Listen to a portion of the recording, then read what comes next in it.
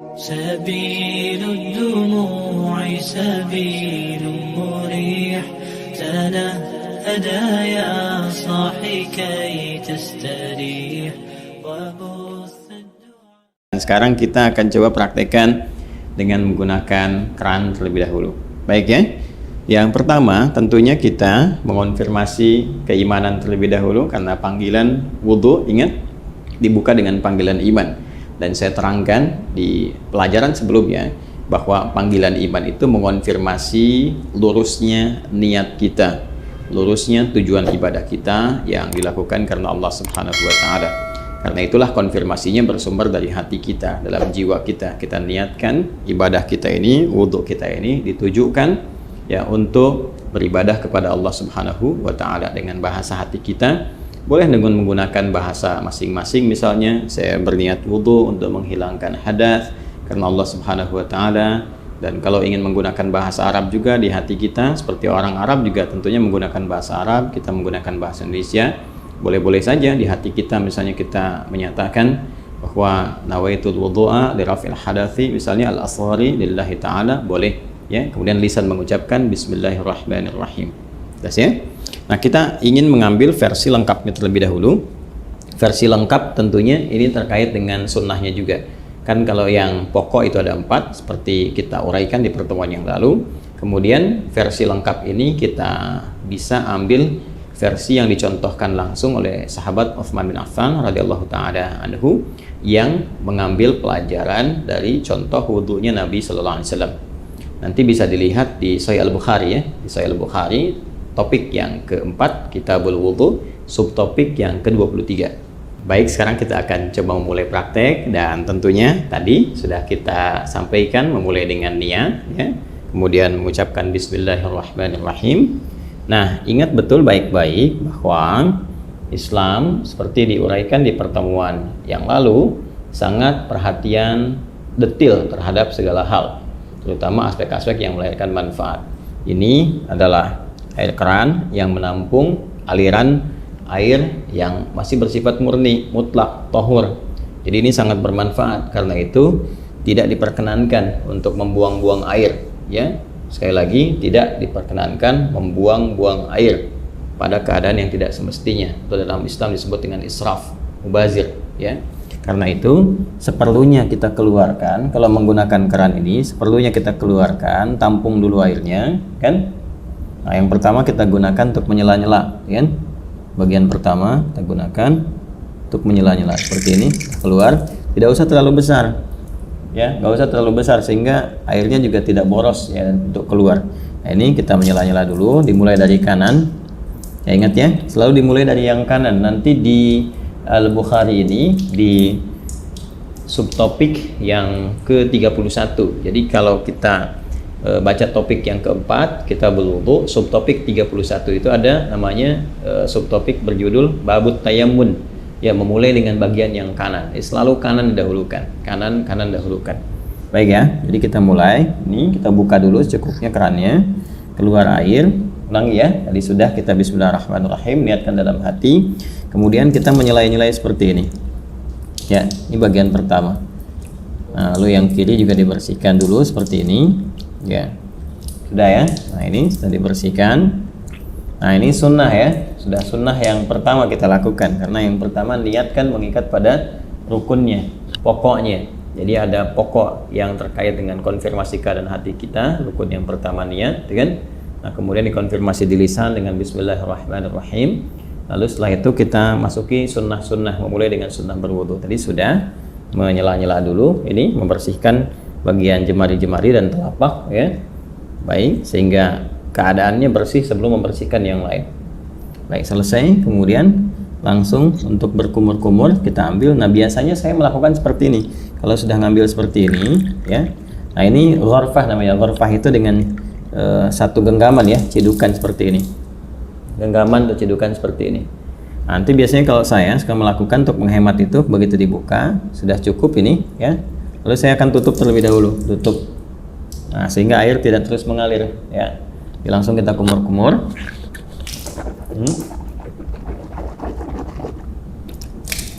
Baik, saya ingin terangkan terlebih dahulu Di saat mengumur-ngumur itu namanya tamadbad, ya, tamadbad. Itu bisa kita lakukan dengan 2 sampai 3 pendekatan. Pertama, kumur-kumur terlebih dahulu, ya, kumur-kumur sampai keluar, ya.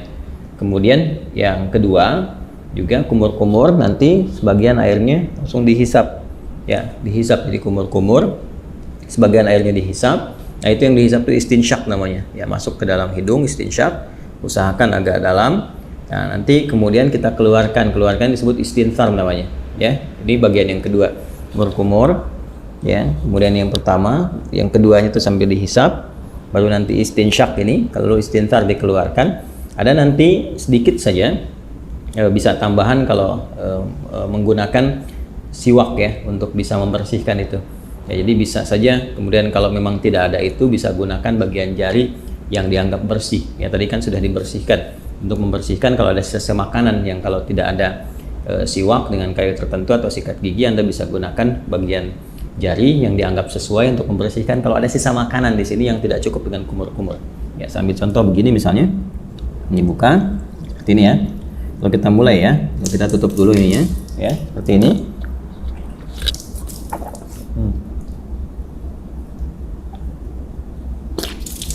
Gitu, ya. Nah, ini untuk yang sikat giginya atau membersihkan bagian sisa makanan, sehingga kalau sudah makan, ya, tidak sempat juga sikat giginya, nanti kita bisa bersihkan dengan bagian jari yang sesuai. Ya, itu untuk kondisi-kondisi tertentu. Saya ulang, ya. Nanti setelah itu istinsyaknya nanti bisa terpisah. Kalau bisa bersamaan juga bagus. Ini sambil istinsyak kan, nanti dikeluarkan. Ya, kita ambil contoh, ya. Yang simple dulu. Ini ambil begini. Ya, kita kumur-kumur.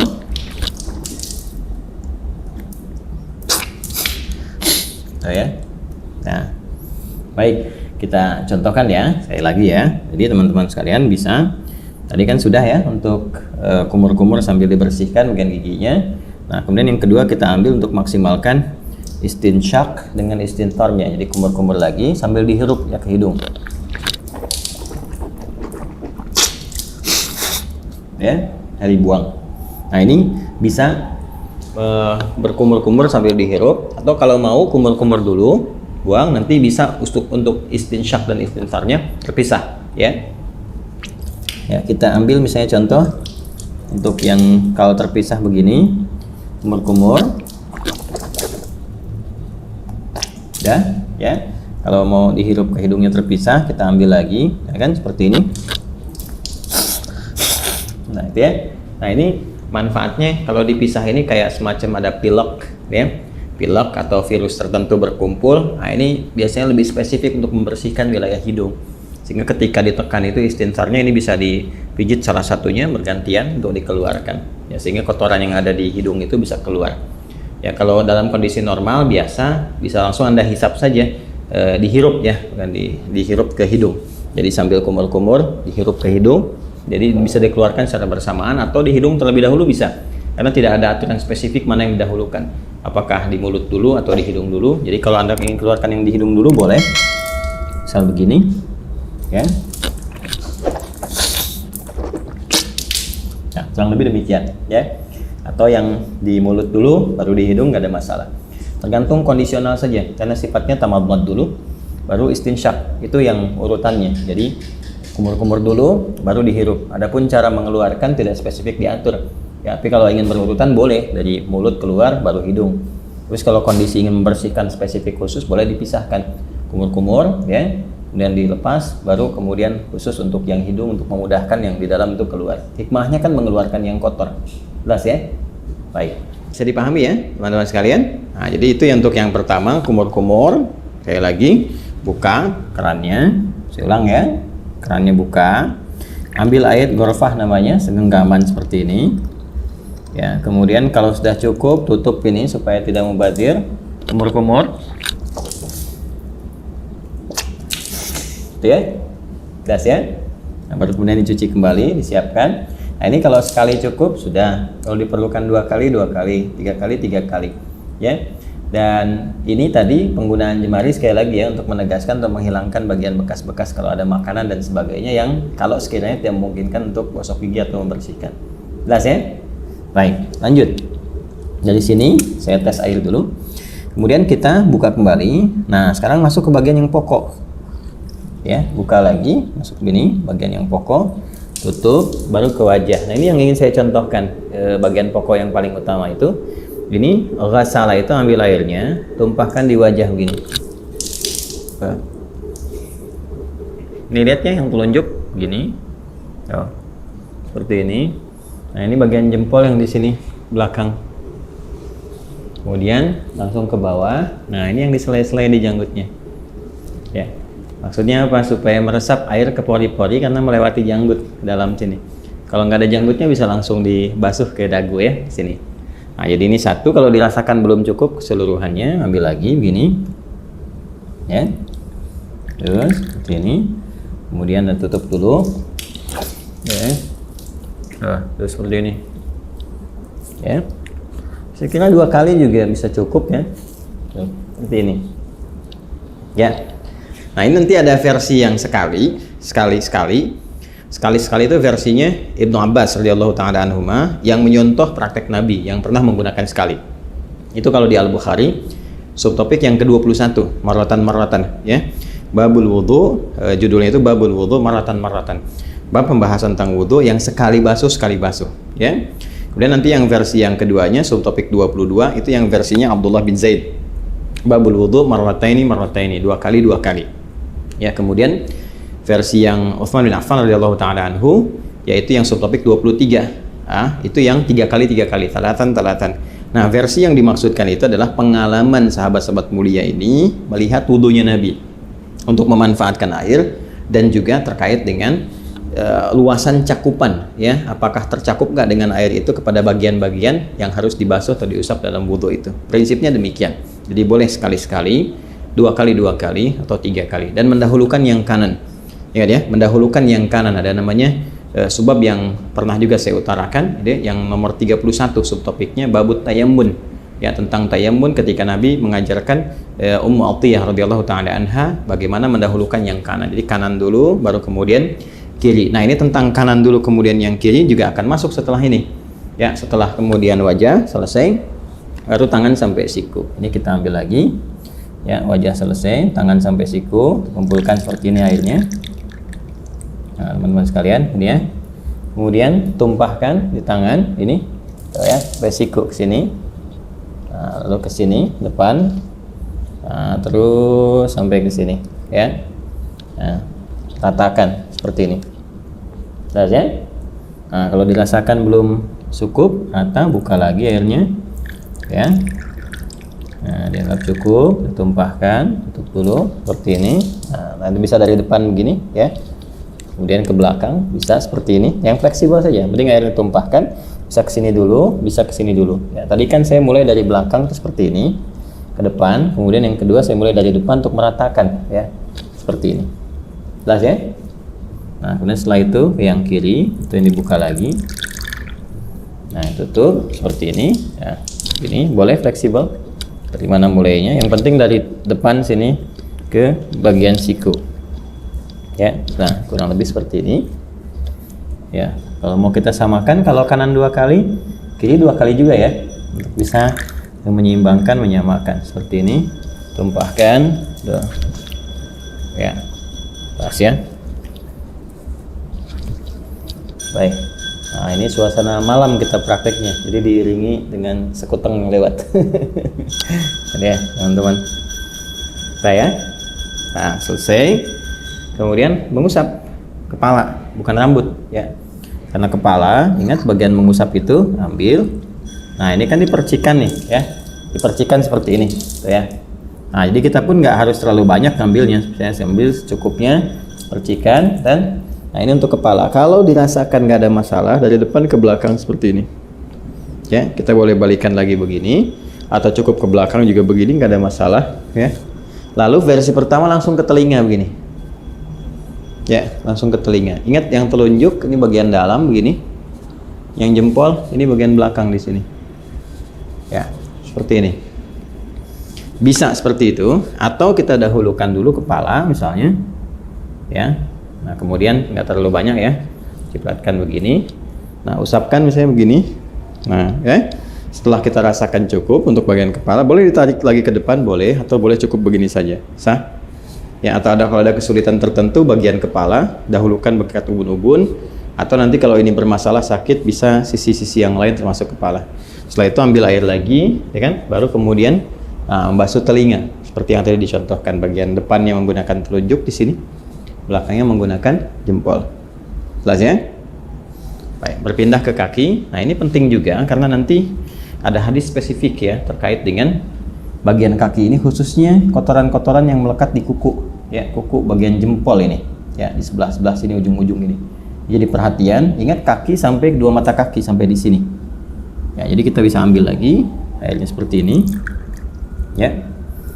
Kemudian cukup gini. Nah, biasanya saya bagi 3 bagian. Yang pertama saya tumpahkan, basuh ini dulu. Nah, setelah ini, nah kemudian bagian depan kita bersihkan dulu begini. Ini ya. Nah, udah seperti ini ke belakang, dan tentunya bagian belakang tidak mendapatkan porsi air yang cukup ya, walaupun mendapatkan bagian tertentu untuk mengusap, tapi ini lebih bersih untuk bagian depan pertama. Jadi yang kedua, nah ini kita bisa sempurnakan bagian belakangnya seperti ini. Nah ini ya, majukan lagi ke depan ini. Nah 2 pun sudah cukup sebetulnya ya. Kalau dirasakan kurang bisa dengan 3. Selanjutnya yang kiri, seperti halnya yang kanan tadi, kita ambil ini ya. Nah ini seperti ini. Saya suka menggunakan kelingking karena lebih fleksibel untuk menyela-nyelanya. Ini dibersihkan di sini ya, ini untuk ke belakang. Nah kemudian disempurnakan, ambil lagi, kita tumpahkan seperti ini ya. Dah selesai. Nah ini selesai ya. Setelah selesai, dah kita diusahakan menghadap ke arah kiblat, kita berdiri sini ya, lalu kita berdoa, doa yang sudah pernah diajarkan juga ya, syahadatain dulu, asyhadu an la ilaha illallah, asyhadu anna muhammadar rasulullah, ya kan? Allahumma ja'alni minat tawwabin wa ja'alni minal mutatahhirin. Ya, kalau kita ingin supportkan doanya supaya dengan kita taubat, kemudian juga kita bersuci ya, ya Allah jadikan aku termasuk orang taubat. Berarti ini tadi kita sambil evaluasi. Kayaknya ada ulama juga yang menyarankan sambil saat dibasuh ini, dan nadhafah ini kan nadhafah nih luarnya, nadhafah. Ya, tapi juga harus ada al-husnu wadhiya. Sifat husnu wadhiya itu yang dimaksud dengan taharahnya. Bersih luarnya, suci dalamnya. Ini yang diisyarat Nabi di hadis Muslim, begitu jatuh air wudhu itu, jatuh pula dosa-dosa yang melekat kepada fungsi-fungsi organ tubuh yang digunakan itu. Jatuh. Nah, jatuhnya ini dengan taubat. Jadi kita merasakan ini ada yang salah nih sebelum wudhu nih ya, supaya hilang kesalahan itu. Makanya ada ulama yang mengajarkan evaluasi saat dibasuh itu, merasakan dalam diri, minta sama Allah supaya digugurkan dosa yang ada di wajah, gugurkan dosa yang ada di tangan, macam-macam. Dalam hati kita bisa meminta dengan bahasa kita, ya Allah, gitu kan, mohon hilangkan kesalahan-kesalahan yang melekat atau kebiasaan buruk pada tangan, pada wajah sebelumnya ya, dan sampai dengan ke ujung kaki. Itu dalam hati kita bisa meminta, tidak ada masalah di situ, karena ada unsur taubat di dalamnya. Jadi begitu selesai kita berdoa, kita mohon kepada Allah, digolongkan pada orang-orang yang taubat, kemudian juga yang terbiasa bersuci. Mutatahhir itu biasa bersuci. Jadi begitu wudhunya misalnya batal, suci lagi, sehingga terjaga dalam kebaikan. Karena prinsip wudhu itu kan menjaga diri dalam kebaikan. Oke? Baik, selesai ini dengan menggunakan versi kran, ya, gunakan versi kran. Nah, sekarang kita akan mencoba menggunakan versi bejana. Nah, di sini ada gayung ya. Kita akan coba gunakan gayung ini. Sebetulnya kalau kita bersandar pada tadi ya, jumlah volume air yang kita gunakan saat menggunakan kran itu kan sebetulnya nggak banyak. Ya, kalau ada di minuman kemasan dengan bentuk kayak gelas itu sekitar 250 mili ya, itu kan kurang lebih segitulah ya, nggak terlalu banyak yang kita gunakan seperti tadi disampaikan. Jadi kalau kita tampung dengan gayung pun kurang lebih, bismillah ya, ini habis cukupnya. Udah harus penuh juga, mungkin kita ambil setengahnya segini cukup ya, setengahnya begini cukup ya, tergantung keadaan kitanya. Nah ini kalau pakai gayung, kalau di atas nanti jatuhnya terlalu tinggi, jadi saya turunkan ke bawah untuk menyontohkan, misalnya di sini ya, paling gampang ya seperti ini ya. Jadi kan sudah keadaan jongkok. Kalau di Timur Tengah kan ada, atau tidak yang Timur Tengah, saya kadang-kadang di beberapa negara Atau beberapa tempat di Indonesia juga kadang-kadang ada suka pakai dudukan tuh. Ya, jadi kita bisa sambil duduk.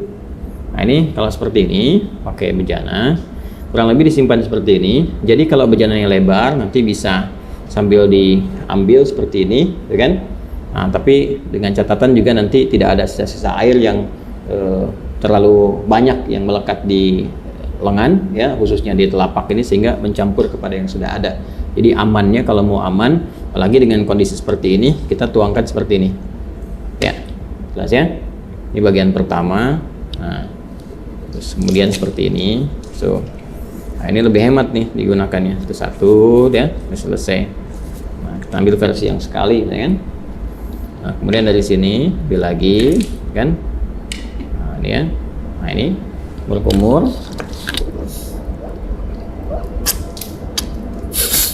Ya, kalau dirasakan belum cukup, ada yang sekali, 2 kali, seperti tadi saya contohkan, nggak ada bedanya dengan yang pertama. Kemudian ngambil lagi gini, ya. Nah, ini sama persis teman-teman sekalian, nggak ada bedanya dengan yang pertama tadi. Kita wajar, ini, ya, seperti ini,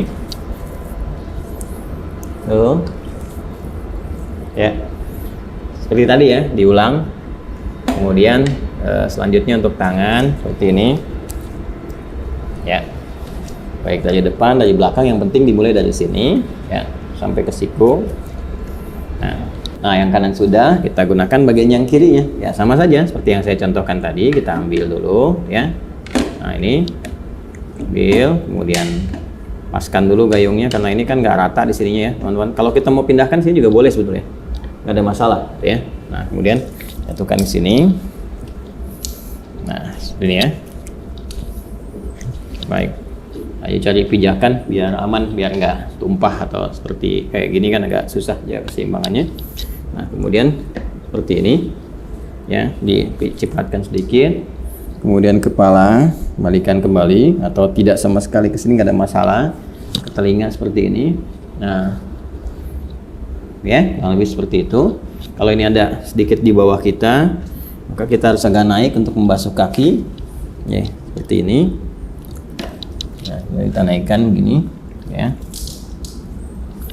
seperti yang tadi pertama. Ini baik, kemudian diambil lagi, ya, seperti ini ke belakang untuk meratakan. Dia 2 kali ya, teman-teman sekalian ya. Ya, kemudian pakai yang kirinya seperti ini. Seperti yang dicontohkan di awal tadi. Setelah itu kita ambil lagi sekali lagi. Nah, ini seperti ini ya.